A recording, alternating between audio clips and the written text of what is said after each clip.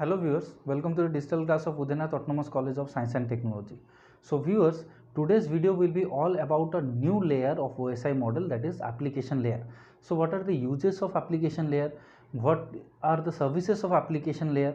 How many types of application layers are there will be discussed in today's video. So without wasting much of our time, let's move on to our slide, that is application layer.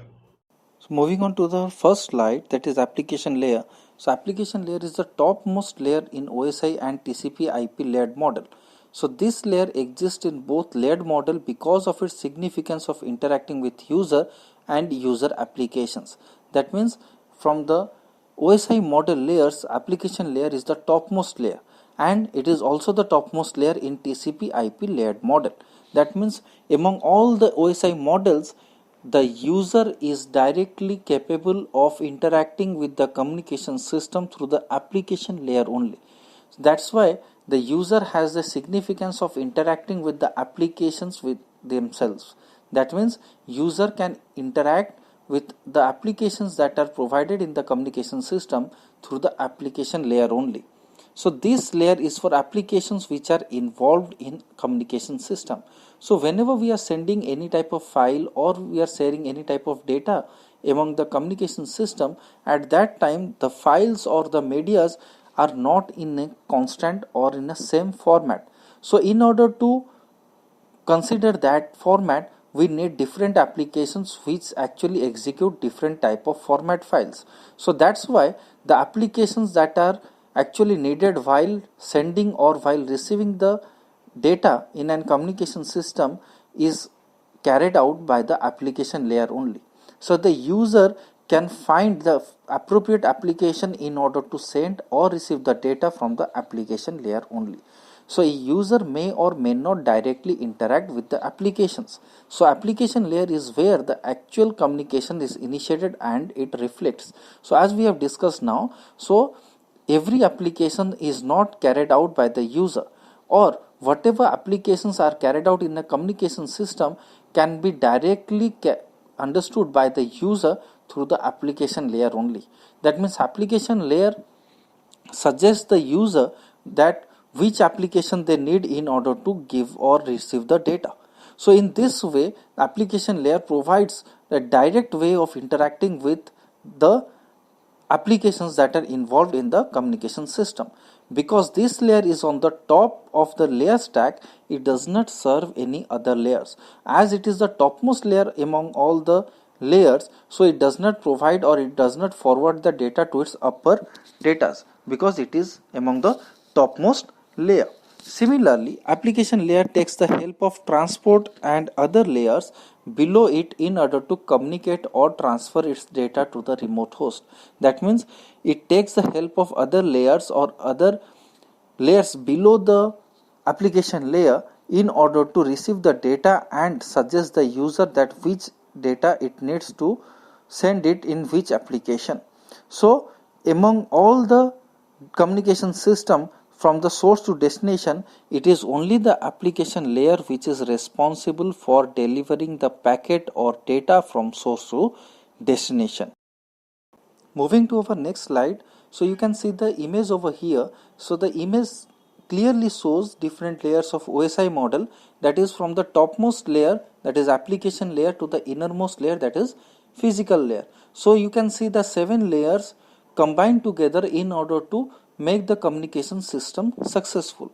So the data that is being sent from the sender side and that is being received at the receiver side, so at that time the receiver or the user is able or capable of sending or receiving the data through the help of application layer only, because application layer is actually responsible for delivering or sending the packets from the source to the destination. So whatever application that are required in the communication system are actually carried out by the application layer only.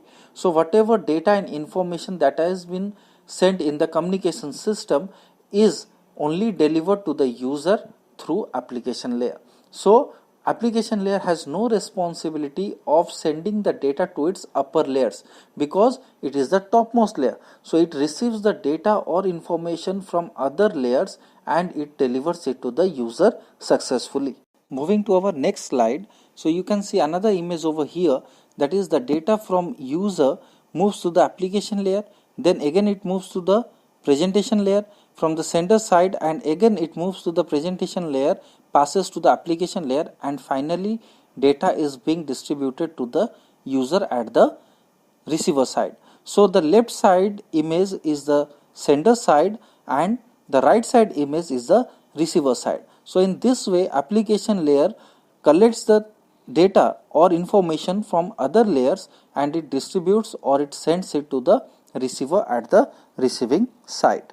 Now we will be moving to some of the functions of the application layer. So the first point is identifying communication partners. So the application layer identifies the availability of communication partners for an application with data to transmit. That means you can see, or we can take an example of a Bluetooth device. So whenever we are sending the data from one source to destination, that means let's take the example of Bluetooth. So one source first combines or it find a partner and then it sends the data.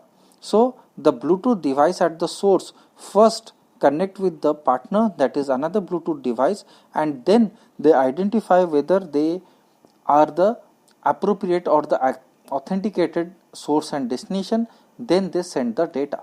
So the first point is identifying communication partners, and then we will be moving to the next point, determining resource availability.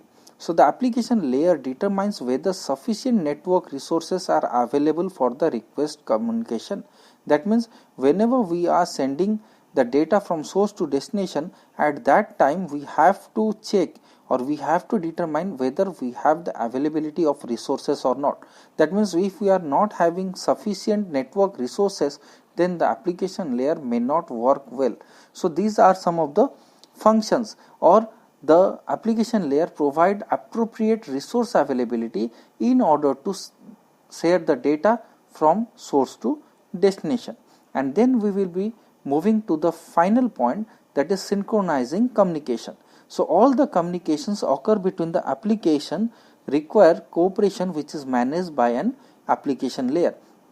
That means whenever we are using any data and we are taking the help of any devices, at that time the data and devices must get synchronized in order to bring out a successful communication. So application layer has the responsibility of synchronizing the communication. So first of all, it identifies the communication partner, that means which is the source and which is the destination, and then it checks whether they have appropriate resources available or not. That means if they do not have any appropriate resource availability, then it does not send the data. Similarly, if there is any possibility of arranging any resource availability, then it is the responsibility of application layer to arrange the resource and then it send the data from source to destination. And finally, whatever data is being sent from source to destination is being synchronized, and the data is synchronized with the network devices, and in this way the data is delivered at the destination successfully. So these are the three main functions of application layer. Moving to our next slide, that are the services of application layer. So the first point is our network virtual terminal. So an application layer allows a user to log on to a remote host. To do so, the application creates a software emulation of a terminal at the remote host. So the user computer talks to the software terminal, which in turn talks to the host. So the remote host thinks that it is the communicating with one of its own terminal, so it allows the user to log on. So this is a very vital point or service of application layer. So whenever there is a need of sending a data from the source to destination, at that time network virtual terminal process plays a very vital role. So it takes or it receives the data from the user, or it delivers the data to the user without taking the user in real format. That means it works virtually and it allows the user to log on automatically. So moving on to the next point, that is file transfer, access and management, which is popularly known as FTAM. So an application allows a user to access file in a remote computer, to retrieve files from a computer and to manage files in a remote computer. So FTAM defines a hierarchical virtual file in terms of file structure, file attributes and the kind of operations performed on the files and their attributes. So the second most important service of application layer is file transfer, access and management, which is also known as FTAM. So through the help of FTAM, the user has the provision of sending or receiving any type of file over the communication system. So it also helps the user to find appropriate application in order to execute different type of file having different type of format. So it allows the user to transfer the files, access the files and manage all the files that are being sent from source to destination. Moving on to some more services of application layer. So the most important part or most important service of application layer is addressing. So to obtain communication between client and server, there is a need for addressing. So when a client made a request to the server, the request contains the server address and its own address too. So the server responds to the client request and the request contains the destination address, that is the client address. So to achieve this kind of addressing, DNS is used. So addressing is a vital part of application layer. So whenever the client has a need of sending the data or requesting something to the server, at that time a request is being sent to the server from the client side. So the server accepts the request from the authenticated user, and then whatever request has been sent from the user side, the server responds to it. So the server sends a response to the client request and the request is being sent to the client address. So whenever the destination and source are fixed, at that time the address of source and destinations are also fixed. So this type of addressing is done through the help of DNS, which we will be describing in our next videos. So the next services of application layer is mail services. So an application layer provides email forwarding and storage. So the most important part of today's life is email. So the whatever email we are sending or forwarding from one source to another source or from one source to another destination, at that time the mail services of the application layer plays the very vital role. Next we will be moving to directory services. So an application contains a distributed database that provides access for global information about various objects and services. So it is the responsibility of directory services of application layer to get or access the global information about any object or services that are being carried out in the total communication system. Now finally, authentication. So it authenticates the sender or receiver's message or both. That means whenever we are sending a data from source to destination, so the source and destination must have an authenticated port or authenticated address, so that the message will be delivered from source to destination. So it is also the responsibility of application layer in order to authenticate whether the source or destination are the proper sources or destinations or not. So these are some of the services of application layer. Now we will be moving to the next slide, that is application architecture.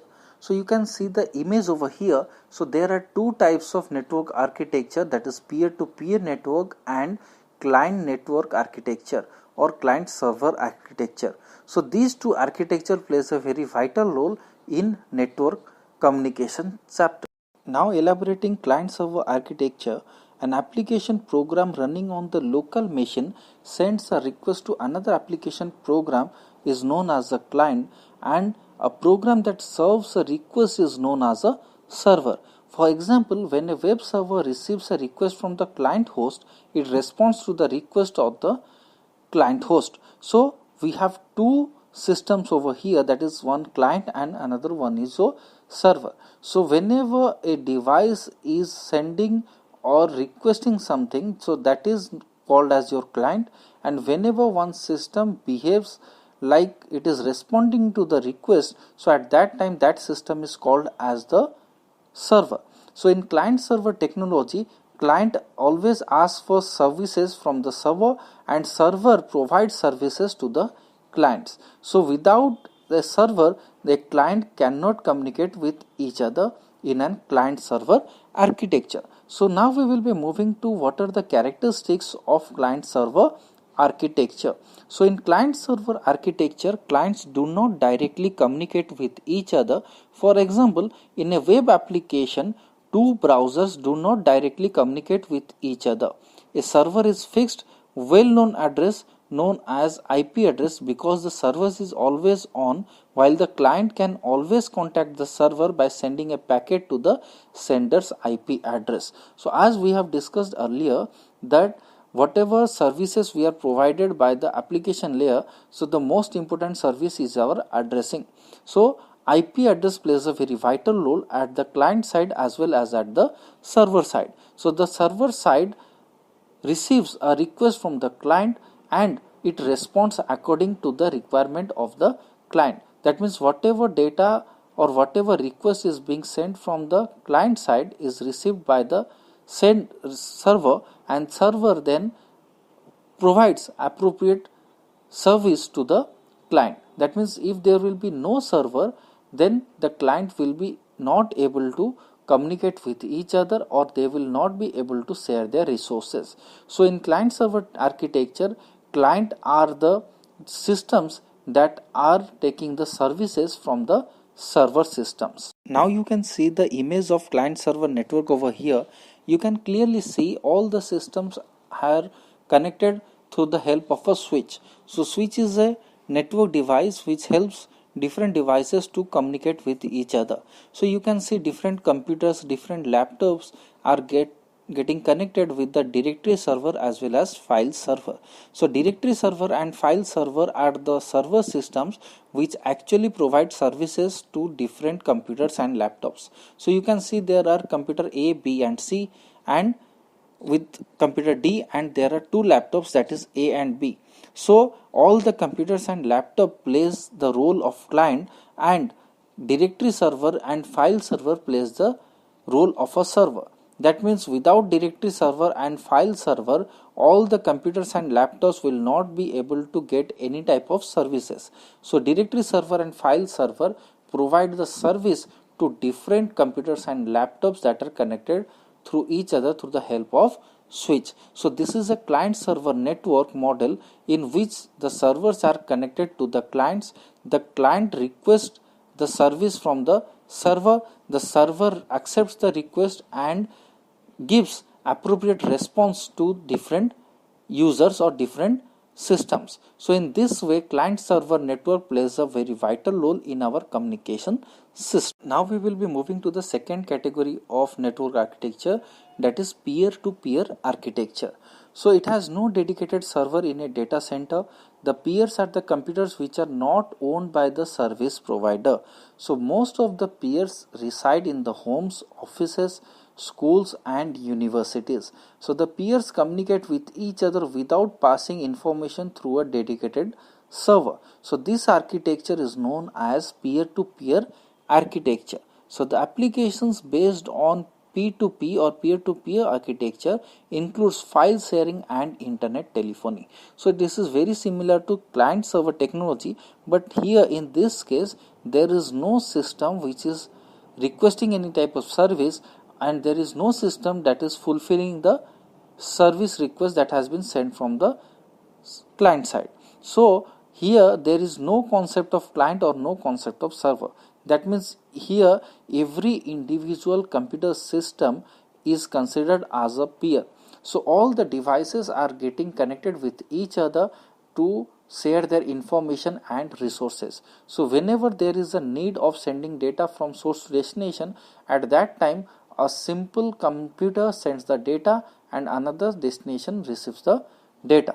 So it takes the help of internet telephony or it takes the help of some other resources in order to share their files or systems. So it is mostly used in homes, offices, schools and as well as universities. So the main concept over here is that there will be no one system which will be requesting for any services, and there will be no system which will be providing any services to the systems. So now we will be discussing what are the features of peer-to-peer architecture. So the first feature is self-scalability. So in a file sharing system, although each peer generates a workload by requesting the files, each peer also adds a service capacity by distributing the files to the peer. So self scalability is a very vital part. That means whenever we are sharing any type of files, so a peer generates a workload by requesting the files. So each pair also adds some service capacity by distributing the files among all the peers. So at the same time, every peer has the capability of sending or receiving the files. The second one is cost effective. So it is cost effective as it does not require significant server infrastructure and server bandwidth. That means whenever we are sending the data from any source to destination, at that time there is no requirement of a server. So as we know that server is the most powerful machine and the cost of server is much higher. So here in peer-to-peer architecture we need not to install a server in order to share the data from source to destination. So in this way, P2P or peer-to-peer architecture proves a very cost effective way of transmitting the data from source to destination. Now you can see the image of peer-to-peer architecture over here. So you can see computer A, computer B, computer C and the laptop A are connected through the help of the networking device, that is hub. So there is no concept of server over here because there is no need of installing the server. So as the cost of server is very high, and in case of peer-to-peer architecture we need to install a server, so you can see that all the systems of similar standards have been installed over here. So this is all about peer-to-peer architecture. So I hope you have all understood what are application layer, what are the services of application layer, where application layer is used, how many types of application layer architecture are there. So we have clearly discussed what are server client technology as well as peer-to-peer network. So if you have any doubt, you can comment me on our YouTube channel. Till then, have a good day. Thank you.